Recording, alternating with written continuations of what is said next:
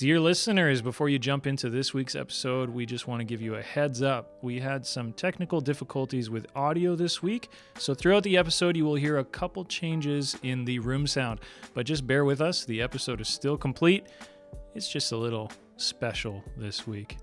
Thanks for listening. Welcome to Unedited. It's good to be here for episode 19. My name is Jordan. I'm joined by... Not Jordan. Yeah, not Jordan. My name's Ethan. I like making you say your name, you know? do. We always talk about this every time. It's a weird power thing for you. It is, actually. Yeah, I like to put you on the spot, and I like to just... I like to throw it at you, because I know you don't like it. You know what? Last week, when Alyssa was here, Yeah. she said that she was expecting me to make her say her name, but I said her name for her. Yeah. You threw her off, right? She's like, what do I say now? People are so used to you throwing me under the bus, right? They're like, yeah, that's always what happens. Yeah. I like it. Awesome. So what's new besides your new haircut? I like the haircut. Thank you. Who cut it for you? Me.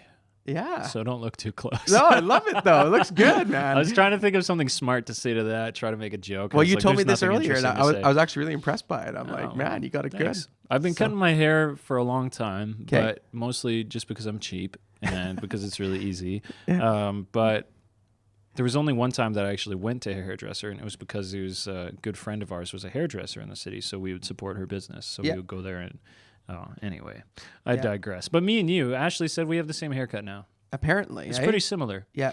We flip different sides, though. Maybe. Yeah. I'm flipping this way, you flip that. No, are we the same flip? Same flip. Oh, wow. We are the same flip. Interesting, yeah. Most people don't flip my way. That's why I said that. Well, let's just say that I'm flipping with what you're flopping. I have a natural cowlick, so this flip is the best thing ever that happened to me. Yeah. Yeah. Because when I used to try to do different hairstyles, I would always want to do this. And now it's just as simple as doing it. That is one of the reasons why having short sides and a longer top for me has always been a default. Yeah. If you just need to do something safe, because it's so simple. Yes. Dead simple. Yeah. And it's literally why I cut my hair last night, is because we have staff pictures today, and I was like, I need to not have just a mess of hair, but I don't want to do anything crazy, and I don't want to have to I hate waking. We've talked about my hair before, so this is just welcome back to the podcast. This is just what we talk about now, but I hate having to spend time on my hair. Okay. It drives me nuts. Yeah. And everyone thinks that I take forever to do this. Like, I've had people come up to me and be like, how long do you spend getting your hair ready? Yeah. 3 minutes, 4 minutes at the most. Makes me think they don't know exactly what's going on. No. The longest part is I do blow dry, because when you blow dry, you get a better lift. Yeah. So I'll blow dry it all, then take the comb and blow dry it to make sure, then cold. You hit the cold button, do the cold for about a minute, because the cold makes it lift. And then I it put locks my your stuff follicles, in. right? Yeah, put my stuff in, take my comb and flip it back, and I'm done. Yeah. Yeah. See, even that's more than I get out of the shower. I dry off my head with a towel. Yeah. Put a little bit of product in my hand. Yeah. Slick and back. Here's the thing: is so that I don't have to think about it, I will spend $40 on a canister of product that will last me a year. There you go. Because it's expensive. Lasts a year though. Do you know the name of the product you use? Yeah, it's Kevin Murphy Freehold. Okay. And it's just, I got it as a gift one time, and I was like, I'm never going to buy this salon product. You know, I'm not interested in spending this money on this, whatever. Yeah. So I used it because it was a gift. And after I used it, I was like, this makes me not think about my hair more than anything else. Yeah. Everything else I've ever put in my hair, I'm always fighting with it throughout the day. And I'm like, I don't want to think about it. So anyway, little bit in the palms, warm it up, throw it back, and I'm done. That's it. Yeah, that's all you have to do. Yeah. Yeah. So it's very nice. Yeah. Just 3 simple steps. Usually most mornings my hair is done in 20 seconds. Nice. I like that. I asked you about your product because I was just interested, because I like to keep my eye on these things. Yeah. I've been using one for the last probably 4 or 5 years now called Roselle. It's Roselle? Roselle or something like that. Sounds fancy. Reuzel. I use the little gray tin. It's called like a matte hold. Okay. And it's worked well. I used to use the pink tin. The problem with the pink tin is that it's actual grease. Yeah. And you cannot get it out of your hair unless you buy a certain type of shampoo. Yeah. And you got to be greasing if you want to use that. It looked kind of cool, but I was sick of my hair feeling thick no matter what, even after washing it several times, right? Yeah. So I found this conditioner called Alberto conditioner at Walmart for $3. Alberto. That actually took it out. Okay. But you have to leave it in for the half hour. Conditioner that took it out. Yeah, you put it in, leave it in for half hour, go do something, and then go have a shower. And it takes it out. I watch these videos online, and I figured it out. Yeah. So I don't know. I always use shampoo to get stuff Me out too. of my hair. Me too. Shampoo. And then I use conditioner to bring some moisture back to it. That's it. Yeah. I don't use I conditioner. only use conditioner almost like ever. maybe once a month. I was just going to say, I barely do. My wife is trying to train me up to take better care of certain things like my face. Yeah. She's like, so she's like, Is this why you asked me I about skin bought cream you the a other day or face wash. something? Yeah, probably. Yeah. But she's like, I bought a face wash. It's in the shower. Just use it. And Yeah. I was like, okay, Yeah. sounds good. Yeah. I like some of that stuff. The ones that exfoliate, though, can burn and stuff, I found. And I like the burn. kind of quit that. I have Gave that up. a conditioner. This is so ridiculous. So this is what we're talking about for some. We're This going to is the move on last in a thing I'll second. say, We're going to but move on in a second. Yeah, but, I use a conditioner that's got some sort of like mintiness to it, where Okay. it burns Yeah, your head, it tingles. and your nostrils. Yeah. I love it. Yes. I've I had like that before, too. Wakes you up, man. American Crew? No, it's also Kevin Murphy. Okay. American Crew, their shampoo conditioner does the exact same thing. Oh, And I used to buy it all the time. I haven't seen that stuff in forever, mind you, but I used to buy it all the time because I used to like the kind of feeling it did. And I don't know. I guess, it's more expensive than most, but it seemed to work pretty good. you know who's going to be stoked to hear this long that? of a conversation about this? Who's that? Our fearless leader, Louis. Yes. He's going to be so excited about this. Absolutely. He's going to be like, wow, He's taking notes. my eh? hair care has been revolutionized. Yes, absolutely. Yeah. So it's going to be we did this for you. So don't say we never do anything for you. Just for you, PLH. So absolutely. Well, moving in, we're going to go through a couple segments today. We're going to look at our feeds. We're going to talk about in the neighborhood and a little how about you.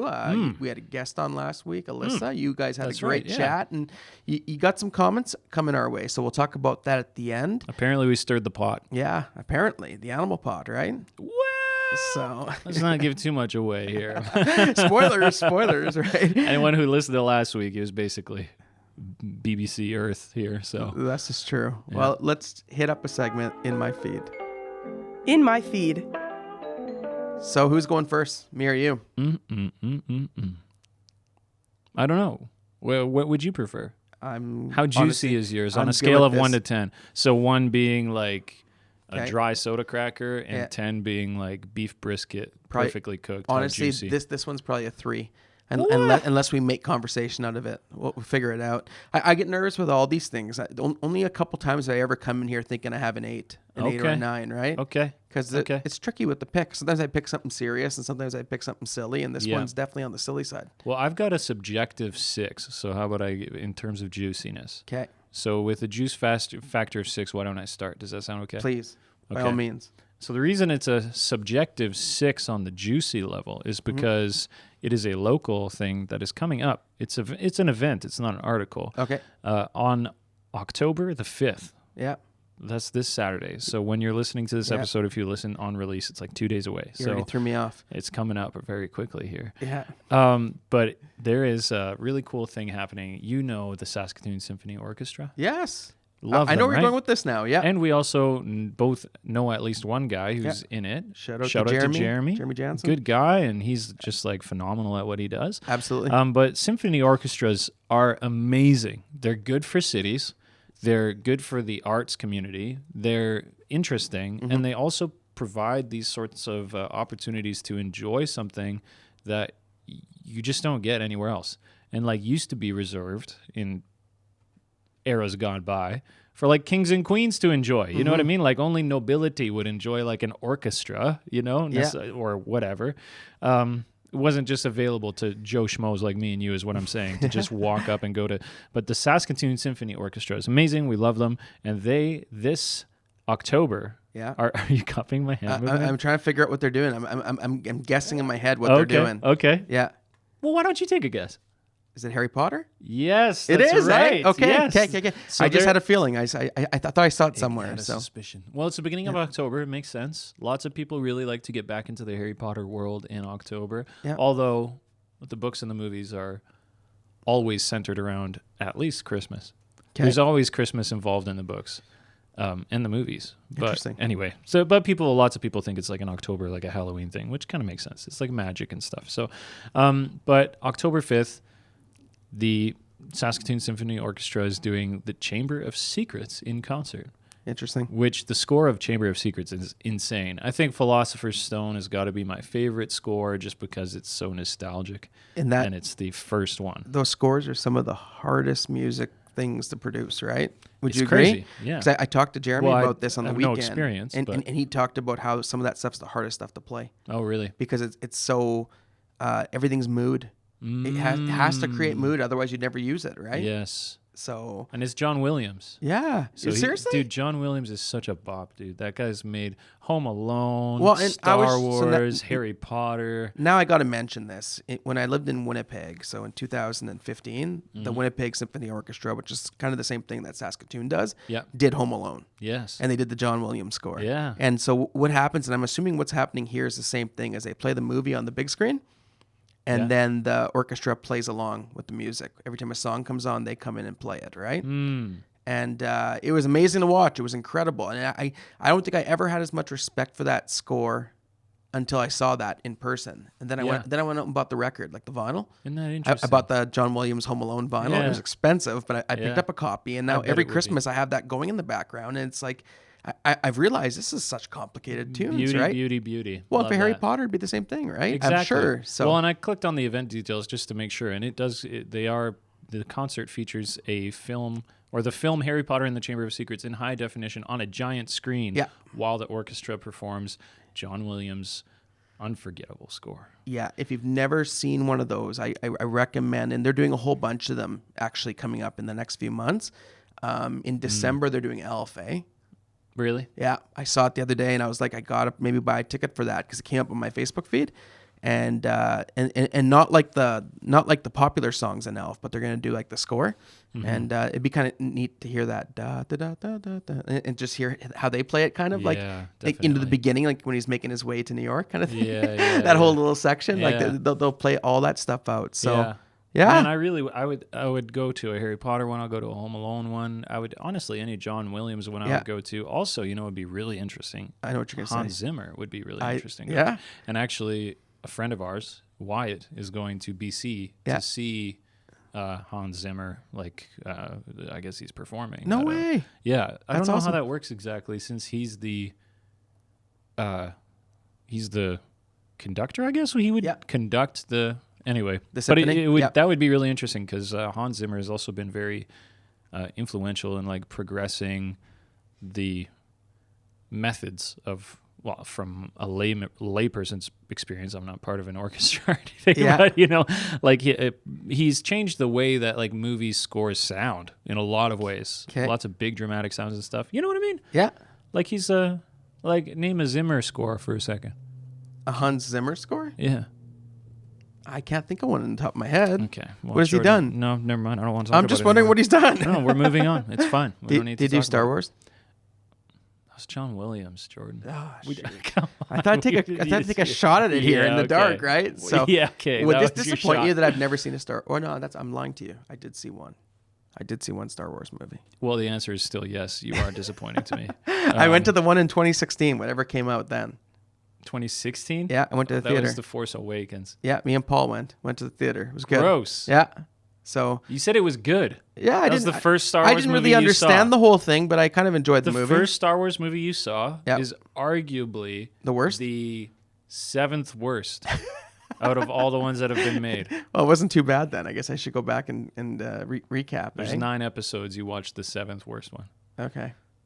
Or the 3rd worst? How would you say that? Number 7 on a tier list from 1 being good to Honestly, 9 it being was a worst. movie of opportunity, is what it was. It was a movie of disappointment is what it was. No, not too bad. Jordan? But I only went because like it was just an opportunity to hang out with a friend, and I was like, sure, I'll come. And I didn't tell him till we got there that I had never watched a Star Wars movie.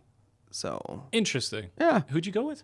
Paul Walker, guy out in Winnipeg. Yeah, And you buddy. decided to just let that okay. We can't Yeah. get into this. We're going to take too much time. We are because going I'm to too probably upset take too about much it, time, but I like your feed item, and I think it's cool that they're playing those shows, and there's a whole bunch of them. Like if you actually go on their website, you could probably find something that you might like or might know.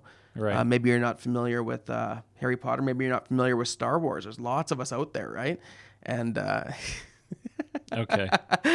maybe you're not familiar with Elf. I don't right. know, but check out what you're familiar with. You're So, done. I'm Okay. done. Okay. Yeah. Finito. Sorry. Oh, here we go. We got the best Hans Zimmer movie No, scores. don't look at it. You don't get to reward yourself by just My looking favorite, it up if I after. have to say, is Interstellar. That would be my favorite. Did you see that movie? Yes. So The Lion King was pretty That's good. what I'm talking The Lion about. King was pretty good, actually. Remember that movie Inception? I like that one too. I want you to stop. So- I want you to stop and never do this again, okay? Okay, But okay, Dunkirk. So look at for example some of these influential takes though. Just to be honest, Interstellar, Yeah. big. Yeah. The score of Interstellar was revolutionary. Same with Inception. Everybody did the Inception sounds after Inception. Like every action movie after Inception did the big bwomp sound. You know. Yeah. You know what I mean by the bwomp sound, right? Yeah. It's like bwomp. And like everybody did that after Dune. Forget about it. Yeah. Forget about it. Nobody's topped that. People are copying it all the... Okay, anyways, let's move on. We can't get into this. All right. Da Vinci Code. Da Vinci. Remember that movie? Da Vinci? Yeah. Yeah. Blade Runner 2049. Prince of also Egypt. A great score. Yeah. Ashley just keeps dropping these in the... Blade Runner was notes. actually very popular. I remember that. So even the record sold a ton. So Also, hey, Dunkirk. Let's not forget about Dunkirk. let us know. Hey, I wonder who scored 1917. I wonder if Ashley would look that up for us. But 1917, that movie was just an absolute like heart palpitation of a movie. Thomas Newman. Thomas Newman, Interesting. my guy, Thomas Newman, My guy, Thomas Newman. our guy, Thomas Yeah. Newman. Ashley, give me some of his scores quick. Thanks, Ashley. So, 'cause I Quick, help me out. I don't know idea. It looks like I know what I'm doing. I honestly don't think a ton about scores though, and like so that's why I also appreciated this little chat. But the Home Alone one I do love. I love that kind of like that chill, sort of like bouncy kind of like Quintessential John orchestral Williams music. score. Yeah. He does the same sort of style every time, but Yeah. it's always good. I think he might have done Planes, Trains, and Automobiles too, which actually has some really good some It's like your mood favorite music movie of all going. time. I love that movie. If I could get So, you to stop talking about I one am movie, watching that not this Sunday, but next Sunday. why? I watch it every Thanksgiving. So I Okay. think it's a Thanksgiving movie. Okay. So yeah, I watch it, I laugh, and I enjoy a little tear up at the end. 'Cause Okay. it's a very emotional kind of movie. And So what does your family think about it? they like it? Actually Zara loves it, but I can only let her watch certain parts. There's certain parts that she can't watch. So, but she thinks the part where like Steve Martin's like going to the bathroom and like they're in this hotel, right? Yeah. And then he grabs a towel to wipe his face, but it ends up being John Candy's underwear. Mm-hmm. And yeah, it's a funny scene. And Zara just And what laughed happens after her that? head Jordan? off. What happens that he grabs? You know what? You're his gonna have underwear? you're gonna have to watch the movie. So and What does he do with his underwear? We'll have a discussion. He wipes his face. Oh, Jordan. Oh, gross. Well, it was clean. No. So yes, it What do you was. mean? Is it clean? It was clean No, underwear. No. So That's anyways, dirty. We're getting I way don't off. watch dirty movies. We're getting way off track here, Gladiator. Okay. So, Stop. but moving on, I'm going to share my feed, okay? Please do. Because my feed is just going to elicit discussion here, Can you save us? like you wouldn't believe. Okay, I was originally going to talk about the fact that our premier in Saskatchewan called an election, or we started an election cycle yesterday, but we'll get to that eventually. We won't do that one today, okay? I wonder if everybody listening to this podcast is just thinking, gee, I wish we could talk about politics. Well, that's it, eh? So if we should jump into that, let us know. Leave us a comment. Let us know, If you want us to get political. and we'll bring it back, okay? Or we'll Bring talk it it because we've never started it yet. Yeah. But I got an article here from NPR and National News, okay? Mm-hmm. And the article says, after months on the run, a murder suspect falls through the ceiling and into custody. So apparently the police in Memphis, no, I'm not joking, we're on the hunt for some suspect. I have questions. And they went to a residence, right? They went and searched the residence because something tracked them there. It might have been even a phone or something, right? Yeah. And they couldn't find the person, but like minutes after they walked into the house, he fell through the roof right into their custody. Like, not even a joke. Like it's a full like it's like a full like look at this. Real Like goofy right, way to right get into arrested. the kitchen, eh? So like stuff like this is kind of like interesting. It makes you think That's about all crazy. the silly things that happen in life, right? Like whether it's like, Whoa. you know, getting caught like a criminal in like a silly way like this, Mm-hmm. or maybe getting yourself in trouble by doing something silly, right? Like being on the golf course when you're supposed to be sick and posting an Instagram story and your boss sees it or something, very, right? very I've never done it. Ferris Bueller I've kinda never stuff. done it. I'm just You've throwing never out- done that? I'm just throwing That out was just ideas. a random thing you just thought Just of? throwing out ideas. Yeah. Interesting. Yeah. Because when I talked to Louis this week, it kind of seemed like maybe you had. Maybe I'd been down that path. But this is one of those silly things that I don't know. I just saw it and I thought to myself, like, I guess it made the work easy for the police, eh? So I wonder how the guy felt about it, right? Like, do you go tell this story now? I think he felt sore about it. Is probably what I he think felt. so too. In- Yeah, he was in okay. more way than That's one. the best part about the article is it says he was okay. Yeah. He What did did not this guy get- do? He did not get hurt. It was not good. It was a shooting. So yeah. So he's wanted for something very serious. So he deserved to fall through a roof. Well, well, Safely into custody. yes. I'm glad he's in I'm custody. not wishing ill on people. I'm glad here, he's in but custody. It's good that they caught him. Yeah. Okay. But Yeah. that is just a real goofy way to, like, So have you ever fallen through a roof before? I'm trying to think through this. I've only ever gone into an attic before, like playing hide and seek. Yeah. I've probably done that before, right? Yep. Hide and seek can get you in some interesting situations that you never thought you'd get yourself Hide in. and seek is not kosher. No? No. So do you know what my favorite hide and seek thing is now that we're rabbit trailing good here? Tell me. So we used to do this at a camp where teenagers were at, and we used to have to find the leaders. So the leaders Yeah. had to hide somewhere. Leader hunt. Yeah. Yeah. So right behind the kitchen where everyone eats was where the garbage was. I know exactly what you're going to go. And I put myself in a garbage bag. Yeah. And I laid there, and no one ever found me. Really? Yeah. And I never told them what I did. I just said, "You never Nice. found me. Come look for me next." I think 1 year I did eventually reveal it. But my biggest worry was I was going to get kicked. Like you know how some like I need to tell you something, Jordan. yes, So there's a legendary hiding spot. 'Kay. It's amazing. yeah, But people have heard about it now, right? Yeah. Not just you, but Okay. these stories have come out of leaders gone past at camps and stuff. Legends. Hidden crazy legends. legends. Yeah, If you want to self-qualify as a legend, I'll let you. Okay. So legends such as yourself who have gone before and hid in trash bags or unorthodox spots. Yeah. Now everybody knows them, and that's what Yes. everybody expects. I know. So here's the thing: this year at youth camp, no, was it this year? Or was it last year? I think it was last. Doesn't matter. It was last year because the guy that got. Anyways, this youth leader's like, I'm gonna put on a trash bag. 2 youth leaders put on trash bags, go lay beside a dumpster. Yeah, And we're walking around, and I'm following these kids, watching them, searching for leaders, because I wasn't one of the I hiding hope I know ones. what's going to happen here. Well, they walk up. Yeah, First of all, people are passing. Yeah. It's working. Yeah. It's going great. Yeah. People in the bags are thinking this couldn't be better. yeah, They're thinking this is the best decision we ever made in our lives. 100%. In fact, up to this point, was I really living at all? Yes. And they're just feeling great about it. I'm watching the students go back and forth, and I'm checking different hiding spots that I know people are and stuff, just trying to keep an eye on things. And then we end up, I walk over towards this garbage bag, Yeah. and I see students start approaching it. Okay. And they walk up to it, and they're like, "What is this?" This kid pulls his foot back and just reefs on the bag with a big kick. Just boom! That's what I was hoping was going to happen because when I hid in that garbage bag, my biggest thought was that at some point here I'm going to get kicked, right? Yeah. And someone's going to hurt me. Yeah. And it never happened. It never came. But I'm happy it happened to your youth leaders. Yeah, it was so funny. And whoever that was, I hope you didn't get hurt. Well, You know, there was- it is funny, but I hope you didn't get hurt. The crazy thing is that it was more than just one time. It was like they actually came up and they're, I think there's a person in here. Kick, kick. Yeah. There's somebody in there. Kick, kick. It was just like they kept on, and like it was the person's head too. Yeah. So anyway, they got found. But the funny thing is that there's another person in a garbage bag beside them that never got found. Oh yeah. And the thing is, this Interesting. is a meme now, right? Like this Yeah. is on TikTok all the time. It's like you can't get up and be like, "Oh, they found us, bro." You Yeah. know what I mean? Have you seen these videos that I don't they're think I trending have. right now? No. Okay, well, people are. Not It's with- like not they, with the times. they I gotta get found with us, it. bro, and then they like reveal the hiding spot of their friend, and the person's like, "What do you mean us?" You know. Yeah. Anyway, it's very relatable when you're a kid, and that sort of stuff Interesting. would happen. But How do we get here? Oh, the guy in the roof the guy in the roof, fell through the roof. Yeah. he didn't get kicked in the head. I'm assuming. No, and apparently he was in good shape, so they were able to apprehend him and get their man, and they Take moved him on. away. They moved on. That was There it. we go. That was it. Yeah. Yeah. So, note to self: if you're in a good game of hide and seek, careful on those roofs. That's right. Yeah, you never know when it's going to come down. Yes. Yeah. And just a quick little note, if you're watching this, you might have seen the lights flicker just a minute ago, but it's just because we had an issue in the building with a Yes. light switch being incorrectly flipped. So Yeah. just ignore that, but I thought we were humor getting us. called for like out of bounds here.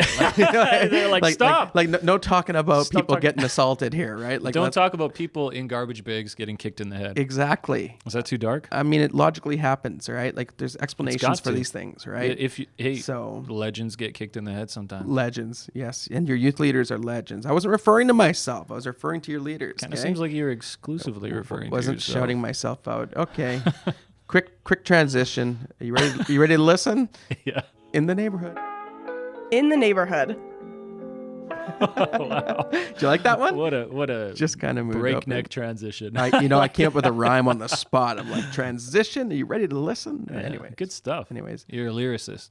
you know what? Watch out, Eminem. No, this is from a podcast I listened to, actually. Oh, really? That line was stolen. Yeah. Okay. Yeah. It wasn't as cool as I made it out to be. Not legend. So, no. Not legendary at all. No, if you know the podcast, tell me what it is. I bet you don't. I know what it is. No.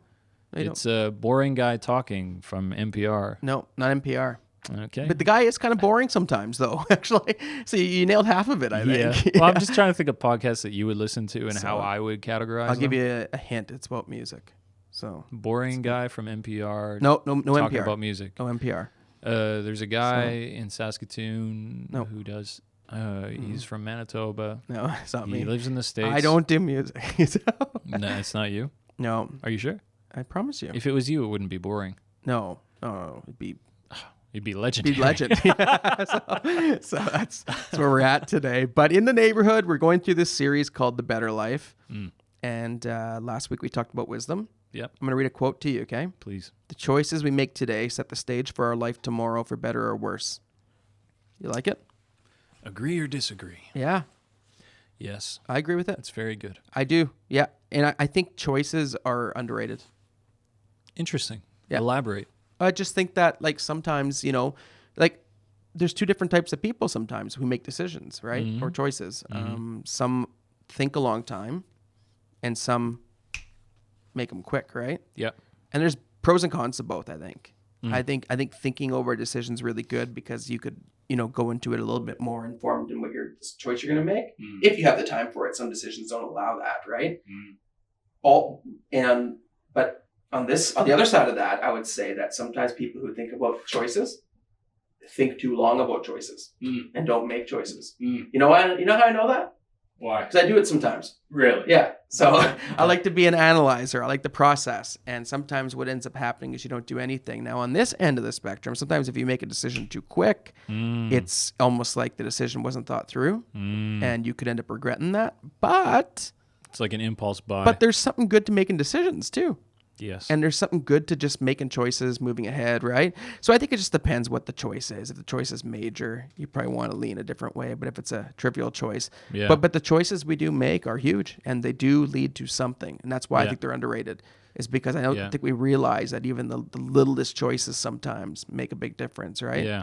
Like whether you take Spadina or Warman Road downtown can lead you into different traffic things, right? Like seriously though. Yeah. So, Well, you know what yeah. I would say? I lived a lot of my life feeling that my decisions had so much weight, even in the minutia, that I felt paralyzed by the weight of them sometimes because I thought everything I do needs to be done right. And it needs So then I didn't become a person who would post things off because of that.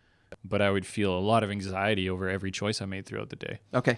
And Yeah. I think that to kind of bring that perspective to what Louis was saying this weekend is that our decisions matter, but even just like that doesn't necessarily mean that we need to be freaked out about every little instance of little things that could change, little possibilities for the future. Yeah. But it should mean that when it comes to us making decisions about how we live and what we do and how we treat others, the things that matter.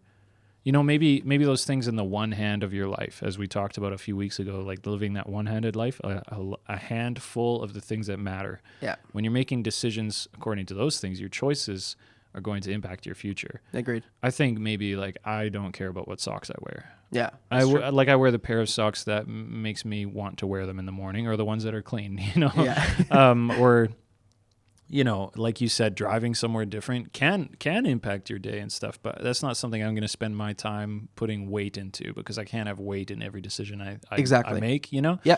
So for me, it's about finding the things that matter And being intentional about those decisions. So sometimes I'm the person that just needs to make a decision and I go with it. But I'm also the person where if I make a decision and it's not working, I'll go back and change it. That's how I am too. I'll change directions. Yeah. You know what I mean? Yeah. Yeah, because you can get to a point almost where you overthink to the point where you sort of like just stop and don't do anything because it becomes almost like you're kind of anxious and It's kind of like decision not paralysis, sure what to do, right? Yeah. Yeah. Yeah. So yeah, I just think that it's interesting that even like little choices, how sometimes I could say like, whoa, like that started so minor and that kind of took you here, right? Like I remember reading Jim Treliving's book, Decision Points. And he was on the show The Dragon's Den. He owns Boston Pizza and Mr. Lube, the franchises. Yeah. And he said the biggest decision he ever made in his life was eating pizza instead of Chinese food one night. And he ate from a place called Boston Pizza, this little restaurant that was a no-name restaurant in this little town in BC. Yeah. And he was inspired that night to buy it, and not just buy it. He quit his job as a police officer, but then ended up becoming like the biggest probably franchise in Canada, I would say, right? Wow. But he traced his book back to that in the first chapter, and I think he was being a little bit like silly with it, but at the same time. Yeah. He said, had he not walked into that place, he might not have ever saw the potential for it. Yeah, like our choices change our destiny. Right? Yeah. They change the direction we're going. I think perhaps if I could maybe sum up the way that I would balance between what we should hold on to in terms of what matters to us versus what we should release in terms of this decision I can't completely control. I think it's all about outcomes, and it's all about doing your best to understand, is this something that's in my control to actually affect and influence, or is this something that I'm supposed to, like, this is just my part. I need to leave the rest to God, like it's out of my control. Yes. So I like to talk to teenagers a lot about how their decisions, like they have a realm of effect. They have like an area that's within their reach in life, and those things matter, and you should do what you can do in those things. Bingo. Like you can help a person at school. You should do that. That's something you should do because you can. But if a person at school is struggling with mental health and you don't have the opportunity to reach them, or they're off somewhere and you can't be in contact with them, it's not on you to be there for them because it's out of your reach. And so that's a very simplified, but you get what I'm saying. Yeah, it's sort of like that Alcoholics Anonymous, the prayer is Serenity, is it? Serenity prayer, yeah. Serenity prayer, like, God help me to do the things I can do and to leave the things I can't do to you. Like, I'm paraphrasing heavily. Yeah. But I think that comes to our decisions too, right? Where the things that matter that we should be making important, meaningful decisions about, we should lean into that and we should do that. Yeah, we should do our due diligence and for ourselves, for our families, for the people around us, for the betterment of the future. Yeah. But then there's a lot of things that we're going to run into in life that we just need to say, I only have a moment of interaction with this, and I need to do my best thing and then leave it up. Like I can't be worried about the fallout of this for the rest of time. It's true, though. Yeah, it's true. Yeah. It's true. And every now and then you'll make a fluke decision, I think, that'll lead into something like much what I described with Treliving there, right? Yeah. That'll just lead into something. 2 Chronicles 1 chapter 7. Pastor Louis shared this verse in his talk. That night God appeared to Solomon and said to him, ask for whatever you want me to give you. Now, that story has always made me think, like, what would I ask for if I was ever given that question? Like, it's whatever you want. Ask me whatever you want me to give you, right? And the answer in verse 10 is, give me wisdom and knowledge that I might lead the people. For who is able to govern this great people of yours? And God responds to that favorably, right? And says, because your greatest desire is to help your people, you didn't ask for wealth, riches, fame, even the death of your enemies or for a long life, but rather you ask for wisdom and knowledge, then I'm going to bless you and I'm going to, give you all these things, right? On top of it. And I've always, that's an interesting question because I think it tests character. It tests priorities. It tests what's important. Do you get what I'm saying? Yep, absolutely. So it'd be an interesting it was one of those things I was thinking about that day as he brought that portion up again. Like, if God could say that to you, like, what would you ask for, right? And it's really neat that Solomon did ask for wisdom, right? And Scripture tells us in James, if you lack wisdom, ask, right? And I don't know if we're good at that or not. Sometimes I am. Sometimes I try everything I could possibly do on my own to solve my problem, and then I'll finally ask God for a little wisdom. Yeah. Do you know what I mean? Yeah. And that's not a good way to live because we should bring everything to Him, it's right? Back to what you're saying. It's kind of prideful. Yeah. Yeah. From a Christian perspective, it's definitely prideful. I think so. Yeah. It's interesting because Solomon's an interesting character. We don't have time to get into a character study about Solomon. That's exactly it. But, before this weekend, I wouldn't have necessarily thought that I would ask for wisdom given anything I could take from God. Yeah. I probably would have asked for it, like, if it was like a real situation. I'm not just making something up. Like, hey, give me cotton candy in a car. Whatever. If I was making like a meaningful real life decision, I probably would ask for something like, more tangible and direct, something like, well, give me, you know, the capacity to love my wife the best I can, like make sure that I'm the best person I can be for my wife or whatever, you know, like I would be really specific about something. But when you look at it, it's like, what does wisdom yield? It yields results in all areas of life. Like wisdom specifically from God is like, it's a divine attribute that's handed to us. Yes. Like the ability to perceive and to engage with things in more meaningful ways. And so it affects every area of life. So I really enjoyed the sermon that way, because it reminds me that, like, yes, wisdom is actually something that is more than just like a one situation solution. It's actually like it's an attribute of God that he imparts to us, where he can help us to, address many things. Absolutely. Yeah, it's a good sermon. It was a good word. Yeah. And one of his take-home points was just make the choice to ask for wisdom. Make sure that that's something that you pursue. He also said make the choice to fear the Lord. Yeah. And we could spend like hours talking about that. I kind of want to get into that a little bit. Do you? Let's do it. Just a little bit. Okay. Because fear of the Lord is something that I think is really, like, we don't talk about it. Yeah. And I think when we talk about it, it's vapid. Yeah. Like, we're like the fear of the Lord, and we're like, well, what does that really mean? And then we kind of might want to soften it up a little bit, because we're like, well, fear is the antithesis of Jesus' presence, so why would we have fear? Yeah. But what Louis really brought up that was awesome this weekend was just like that the fear of the Lord is more about, like, there's this, it's more than just awe, but it's about like this reverence and understanding of how immense and powerful God is. And like, that's exactly that. We're not afraid of his character. We're not afraid of him being harmful to us, but we do know that God is dangerous. Like, he's big. Like, in him lays, there's a specific turn of phrase that he used, but we understand that ultimately, I'm not going to be able to think of it, but ultimately our well-being is in the hands of God. And so we should be aware that is a fearful thing. Yeah. While still understanding that God is good, that he is love. And anyway, did you kind of like, did you find that interesting? Like, I found it very helpful. And by the way, anybody listening, watching, since I'm doing a bad job paraphrasing, go listen to the sermon. You'll hear all of what he was saying. It was really good. But yeah, I think you were referring to the Willard quote that he brought up too in the sermon. He said, "The fear of the Lord is more than reverential awe. Fear is the anticipation of harm. The intelligent person recognizes that his or her well-being lies in being in harmony with God and what God is doing in the kingdom. God is not mean, but he is dangerous. It is the same with other great forces he has placed in reality. Electricity and nuclear power, for example, are not mean, but they are dangerous. One does not, in a certain sense, worry about God. One who does not, in a certain sense, worry about God simply isn't smart."